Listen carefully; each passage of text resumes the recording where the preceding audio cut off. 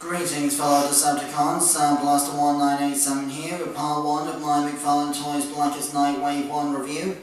This is Deathstorm, the Black Lantern zombie version of Firestorm from the Justice League, who was killed off in a prior storyline and then resurrected by the villain Necron, who is a sort of Grim Reaper / Lantern Corps member type villain with the power to resurrect anyone with a Black Lantern ring, thus becoming his Black Hand to conquer the world with a zombie invasion. He has all the same powers as Firestorm normally would, except he's got the Lantern Corps abilities on top of that.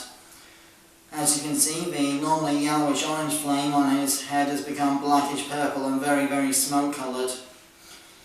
He's also got this silver lantern accessory as his only accessory. Unfortunately, it doesn't appear to be Fire Blast effect compatible with any of the other, effect part type situations going on there, unless you blue tack something into there. I don't have any Fire Blast effects to hand to show that kind of thing off, but what I do have is, for size comparison, Green Lantern Kyle Rayner from the same line. Of course, due to the flame on the top of his head, Deathstorm is a little bit taller. I'll be reviewing Kyle Rayner next, so bear with me on that one. Also, both Kyle Rayner and Black Lantern Deathstorm contain parts of a build-a-figure of Red Lantern Atrocitus. Black Lantern, Batman and Superman, which I don't currently have, own the arms and leg pieces, so you'll have to bear with me for future reviews to see him in full strength. I'll be reviewing Atrocitus separately as an individual figure once I've got all the parts to him. But for those who want to know, Deathstorm here comes with the head and this rubber shoulder piece. Kyle Rayner comes with a torso. So, for articulation, standard fare for a McFarlane DC figure. Swivel of a head with a little bit of rocking motion for nodding, but a little bit restricted due to the shape of the skull, jawline and such like. Due to the friction of the torso, he can technically hold it in sort of off to the side looking poses, but not very easily because it slips back and gets a bit loose. Universal McFarlane shoulders with a butterfly joint at the back, somewhat restricted by these rubber shoulder pieces here. Bicep swivel. Faux ratchet double jointed elbow. Universal swiveling wrist.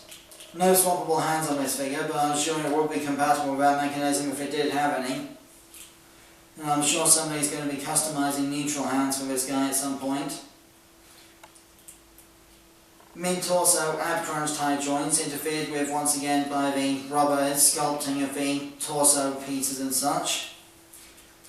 Universal hips again hindered somewhat by the rubber, pelvic section here to maintain the cohesion of the design for the suit, so as to make it a more natural and organic looking movement when you're posing the legs. Not exactly a thigh swivel due to the way that the hip joints are engineered, but the hip joints are designed as such to provide the kind of movement that a thigh swivel would otherwise provide. Personally, I would have put the thigh swivel just above this silver line here on the suit, if I have the engineering design to make this thing.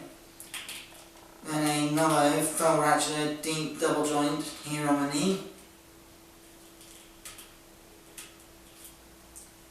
Universal ankles, and, standard for McFarlane, a toe hinge like so. It's going to be my mission throughout 2023 to continue the Blackest Night, build a figure wave, and hopefully collect a few more, including the older Mattel ones at some point. So bear with me for future videos. As always with the McFarlane figures, he also comes with a display stand that pegs into a hole in the bottom of the foot. But be extremely careful about the way you store these guys, because if you try and put these, say, in a bag with the display stand still attached to the foot, the peg could easily snap off and get stuck in the heel, requiring a pair of tweezers or pliers to get out, as I know from personal experience. So, that concludes my review of Black Lantern Deathstorm. I have been Sound Blaster 1987. Join me again next time when I'll be reviewing Green Lantern Kyle Rayner from the same wave. Till then, till all are one.